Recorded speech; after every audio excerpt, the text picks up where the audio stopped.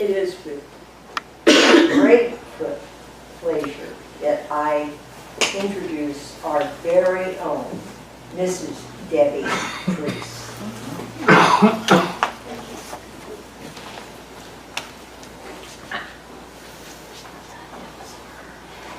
Good morning, everybody. Good morning. Let's see. I'm feeling a little nervous again, and I'm thinking to myself, why am I nervous? I've already done this one time. But anyway, I'm here with my family, my physical family. I don't know if involved, my daughter Laura and my grandbaby Lexi and my husband Bob, and I'm also here with my spiritual family.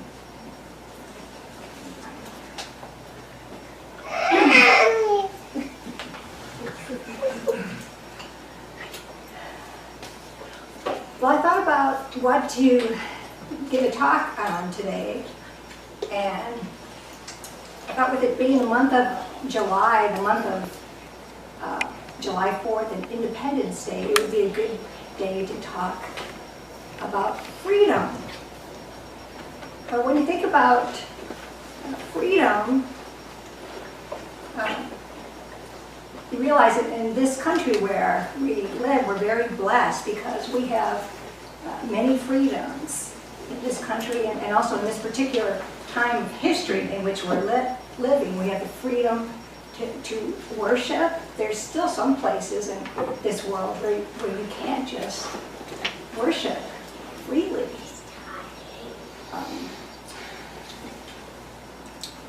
Also, in the not too distant past, we had the enactment of the civil rights for equality between people of all different races. Also, not that long ago, women's lib. We can do whatever we want to do. And also, about the same time, the sexual liberation. You're free to do whatever you want to do sexually. Of course, you might catch some disease in the process, but you're free. We've obtained many freedoms on a societal level, a national level, but how about the freedom within us? I have to remember to bring my stuff.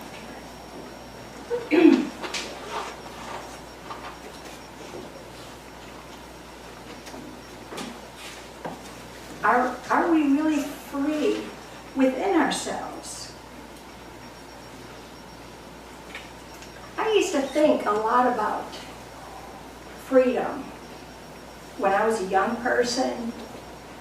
When I grew up, for some reason, I just had a lot of social phobias and a lot of inhibitions, and I just felt like I just wasn't free. I just couldn't express myself, and it was just like very, very, very painful. And I remember just thinking, you know, how can I become more free? So I thought about, well, maybe I should become like an actor, because they're free, they can express themselves. So when I was in high school, I joined a drama club. But when I looked around at a lot of the people that I was hanging out with, in many ways I just didn't feel that they were really free. Maybe in some ways they were more expressive than I was, but they weren't really free. A lot of them were taking drugs and doing different things, and I just felt, no, these people, they're not really free. Who is really free?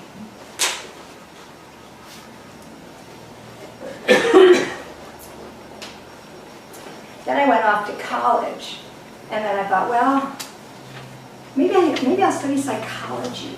Maybe psychologists are free because they know all this stuff about the way people think, the way they behave. They really understand people, so they must really understand life. So psychologists, I bet they're free.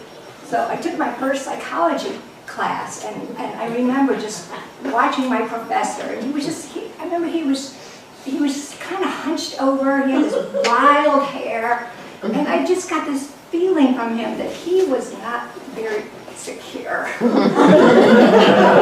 I just like, forget that.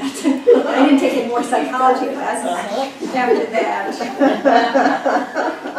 So anyway, it was like I was just searching, what's a free person? And I used to think, when I was a child, I remember being more free then, just being happy and singing and dancing and playing and not really caring about what others think about you, like my little Lexi here. There was just like this freedom and there was this kind of longing in my heart to go back to that time where I could just be free to be me. And I just kind of continued this search to find what is a free person, what is a natural person. How about you? How free are you? Well, you may not have struggled in the same ways that I did, but maybe you've struggled in other ways. Here's some questions to ask yourself. Are you really free? How about in the physical realm? Are we free from illness? Maybe some of us are, some of us aren't. I know my brother-in-law, he was a strict vegetarian, just lived this really clean life, and yet he got cancer and he died. So he wasn't free. And my husband here, he's lived a good life, and yet he got Parkinson's, and now he actually has to work to maintain his physical freedom. He has to do exercises and different things and take medication in order to maintain his freedom. Are we free from danger? Are you free from danger? Maybe not on a daily basis. You're not living in some country, war-torn country where you just go outside and there's snipers and who knows what's going on. And maybe you don't live like in a dangerous neighborhood. I actually grew up in a dangerous neighborhood on the south side of Chicago, and I remember walking home late at night and literally like looking over my shoulder, is there danger? So I definitely was not free of danger. So you may not be experiencing that kind of danger or lack of freedom in your life, and yet still we know there is danger around us. We lock our cars, we lock our homes. Even though we live in these wonderful neighborhoods, we just never know. So that's on the physical side. How about on the emotional side, psychological side? Are you free? Are you free from worry? Are you free from anxiety? Free from financial worry? Free from worry about a family member who's maybe sick or in trouble, needs help? Are you free from worrying about issues in your marriage? Maybe you're struggling in your marriage, so you're not really free in that area. Or you have health issues, or maybe you're getting ready to make it a big change in your life. And there's elements of freedom when you think about that, like Carol, but there could be some worries too, some challenges, and so maybe you're not completely free either.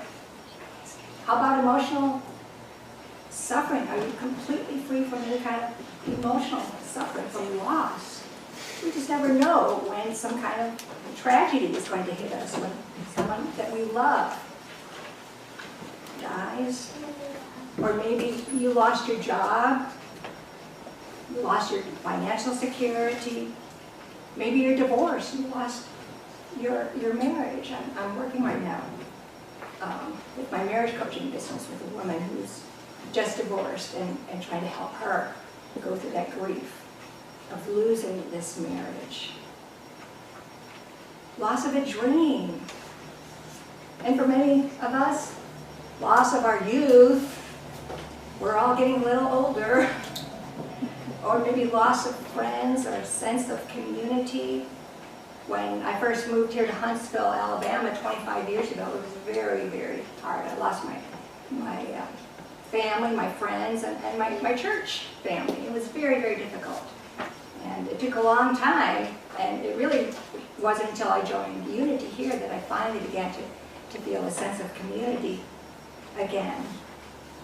So maybe none of these things are impacting you, but how about within you as far as internal conflict or some kind of turmoil within yourself? It's not something outside that sort of happens to you, but something inside, like maybe you're not feeling fulfilled and there's something inside you just kind of nagging you that I'm still not really fulfilling my potential. Even though I'm older, whatever, I need to do more. I don't know what it is, but I just know I need to do more. And until I do that, I won't really be fulfilled. Or maybe you're doing things that you know you shouldn't be doing. You're overeating, over-drinking, overspending, indulging in pornography, whatever it is. And yet you know it's wrong, and yet somehow you just can't help yourself. You're not free. You're not really free. Or maybe it's your conscience that's bothering you. You know that you should be making some kind of a difference in this world. And yet somehow you just can't get yourself to step forward and do something. So after answering these questions, you can think then to yourself, am I free or not? Maybe you do have some freedoms, you are free of some of these things, but in other ways you're not. So, am I free or am I not free? Well, to answer that question, I'd like to read you a couple things.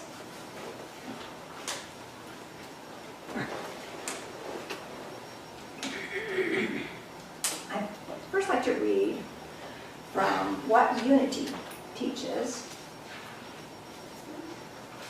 And this was put together by Reverend Carol. You can get your own copies upstairs.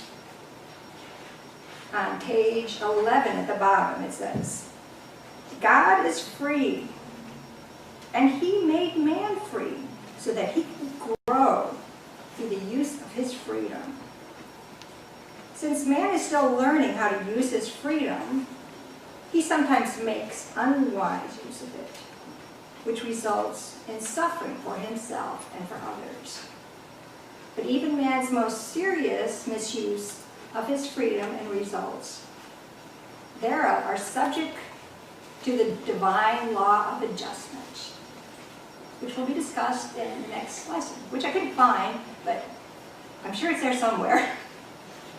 And maybe this will also, the next thing that I'm going to read, will clarify that a little bit.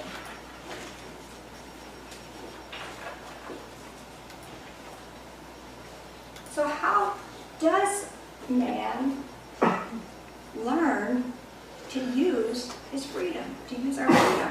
So I want to read also from Exposition of the Divine Principle. This is the teaching of the Unification Church. This section is on the meaning of freedom from the viewpoint of the principle. And it says that there are three characteristics of freedom. First, there is no freedom outside the principle. Basically, there is no freedom outside God's laws. Freedom requires both free will and the free actions pursuant to that will. The former and the latter have the relationship of internal nature and external form, and perfect freedom is achieved when they are in harmony. Therefore, there cannot be any free action without free will, nor can free will be complete without free actions to accompany it. Free actions are generated by free will, and free will is an expression of the mind. Since the mind of an original sinless person cannot operate outside of God's word. That is the principle. It will never express free will or general free action apart from the principle. Undoubtedly, the freedom of a true person never deviates from the principle.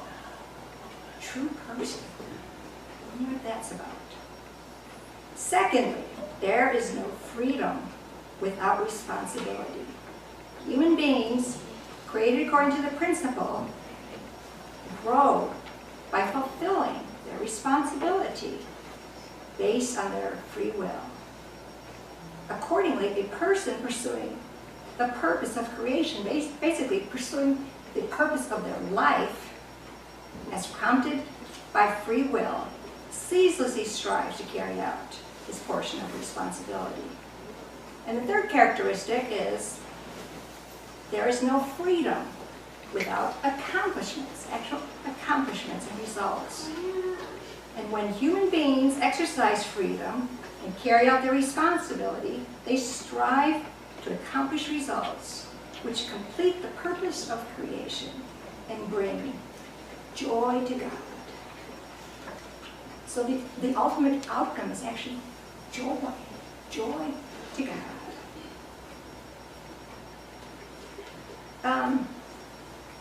Maybe this whole idea sounds a little esoteric, so I want to give you a few examples that kind of bring this down to earth a little bit more.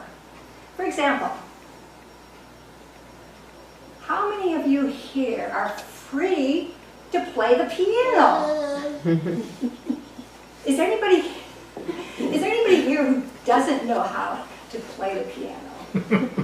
And what happens, okay, Carol, what happens if you try to play the piano? A lot of weird noise. Or if I don't know how to turn it on, no noise at all. Okay, noise, that's what happens.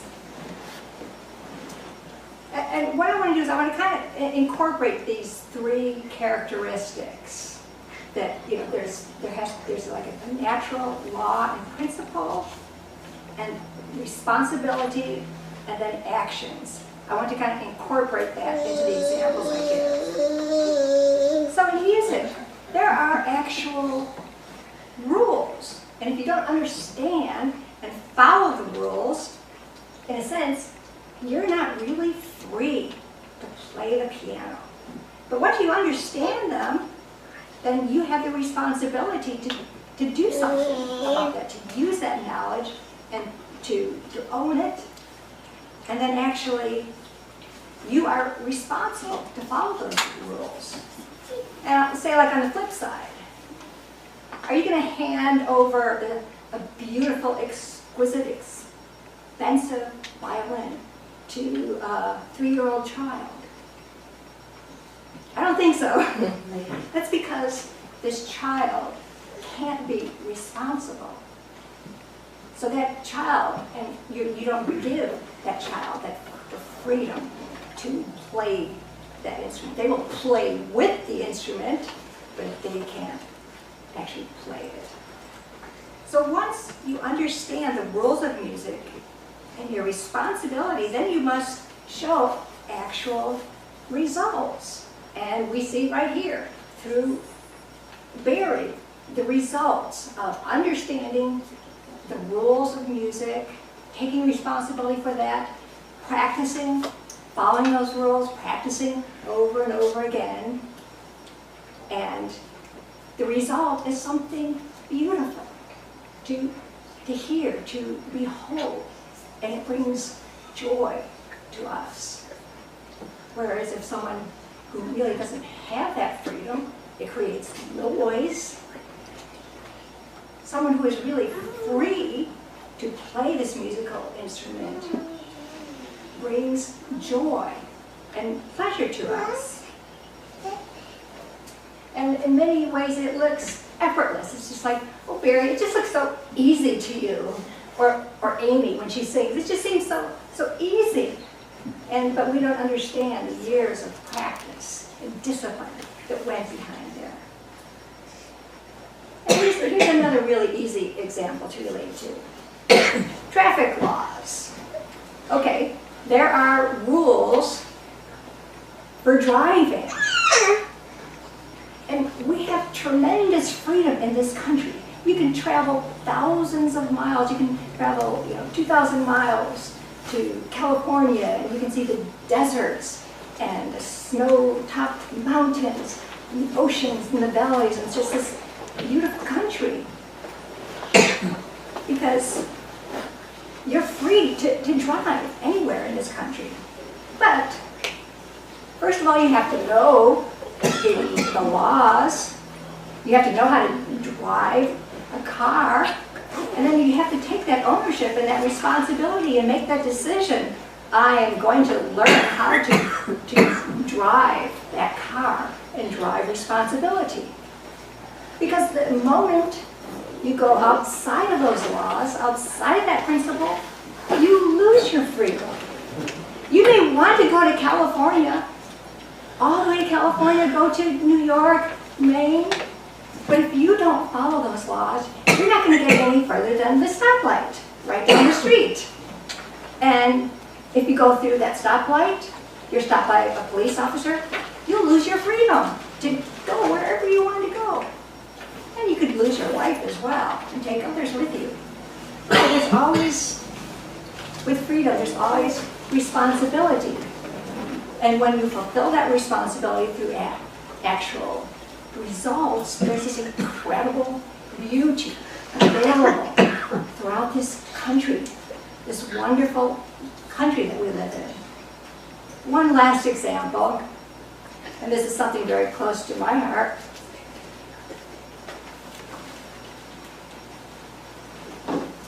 There are principles of relationships.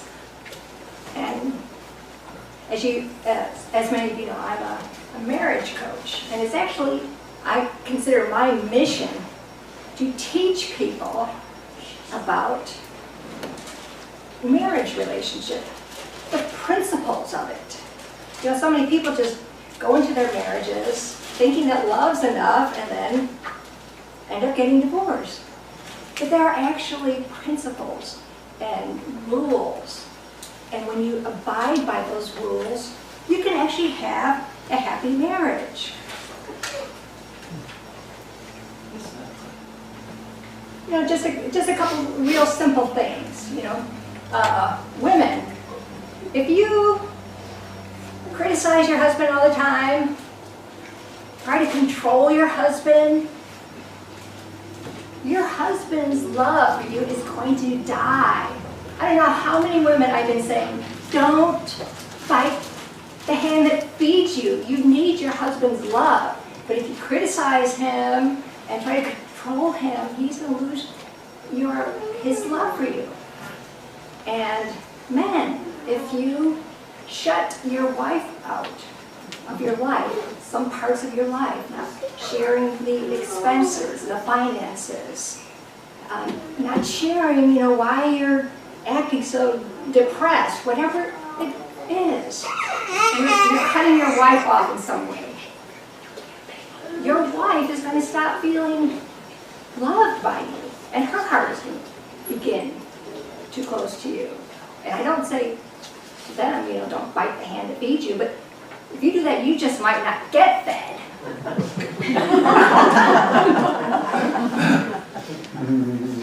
So when there is freedom and responsibility and results, then there actually is a lot of freedom. Some people seem to think, oh, I'm not going to get married.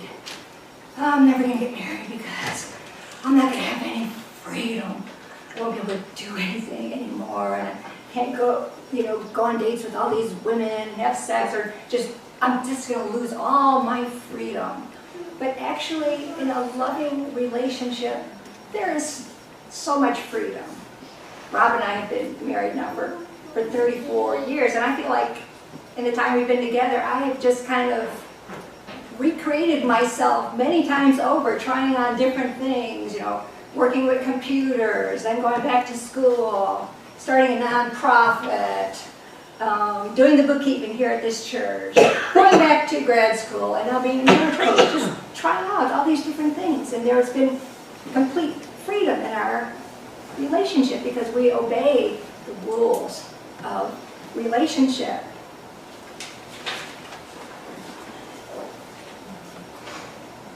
And again, when you practice your freedom within those laws responsibly, and you actually do it, practicing these things, then your relationship becomes something beautiful to behold. Have you ever just seen a couple and you just felt joy in your heart when you saw them? I know that's what I felt when I saw Maria and David together. Did any of you feel that when you saw them? It just made you smile. Yeah. And so it brings beauty into our life. When we follow these natural laws, we experience beauty, we experience joy. So getting back to spiritual laws, again, you need to study spiritual laws. And then, not only that you need to study them, you need to practice them, put them into practice. Jesus said, "The truth shall make you free." Why did he say that? How could he say that? Because he had the authority to say that. Because he was the first truly free person who ever lived on this earth. Now, was Jesus free of danger? Was he free of any physical suffering? No. Was he free of emotional suffering? I don't think so. In the Garden of Gethsemane, he prayed with so much desperation and so much anguish that the blood vessels actually burst. So Jesus was not free in that sense, but he was completely free because he understood absolutely God's will. And not only that, he lived it 100%. Jesus was the most secure person who ever walked this earth. He knew in the deepest fiber in his bone marrow that he was with God, and therefore nothing he did could be wrong. Just like it said in that section of the principle. A true person can't operate outside of God's laws. And I'm sure that Jesus brought the greatest joy to God through his life, through the kind of person that he was. And I'm sure that the people surrounding him also felt a very special presence through this person. So how do we become really free? It doesn't mean that we're going to escape suffering, mental suffering, physical suffering. But in order to become free, we have to search to understand the highest spiritual teachings and then practice them. Then you can become the person who becomes free, who becomes natural, someone who just naturally radiates beauty and peace. So study, continue your studies of spiritual teachings. And don't throw out the baby with the bathwater. I know many of you come from a Christian background, and there were things that turned you off about your churches. And maybe you saw people not really practicing it, and there were things about it that you didn't really agree. But don't just throw out the Bible, the whole Bible, just because of that. There's so much more in the Bible. And I know many of you have heard negative things about the Unification Church. But don't just dismiss it. There is profound truth in here. If you studied it and got it, your life would be shooken up. And, unfortunately, terrorists have hijacked Islam. But just because of that, don't just throw away the whole religion. Just keep searching, you know, and look in study psychology, study self-help, go to therapy, whatever it takes. Just keep searching and searching for the truth and the answers to your question, not only about yourself, but about this world. Why is there so much suffering in this world? I think, you know, a lot of us who are older now, maybe when we were young, we were searching, but then we just kind of became, maybe kind of closed our hearts and just felt, well, it's not there, so I'm just going to give up. But I say, don't give up. I've had, you know, struggles in my life that sometimes have taken decades. I moved here in 1990, and I lived here 13 years, and I was completely miserable, and I was convinced I would just never have a community and never feel comfortable in Huntsville. Well, it took actually 20 years, finally in 2010, when I joined this church, and it just felt like a miracle because I just was so sure I would never be happy. I had this back problem for 30 years. I went to chiropractors, I went to, you know, all kinds of doctors, did all kinds of exercises, and I just couldn't get the help I needed. And then I would just give up for a while. Rob was even my chiropractor for a while. And then something happened again, and then I said, all right, I have to just get up and try one more time. And then I discovered these amazing physical therapists who helped me in 9 weeks. And after 30 years, I've never had gone to a doctor again. So miracles can happen if you don't give up, if you keep searching. I believe that way down within each one of us is this desire to be free, to be so secure within us, knowing that no matter what happens, we can always be at peace. But to get there, you have to search, you have to keep trying, you have to find the truth and then practice it 100%. Search for the truth. The truth will set you free.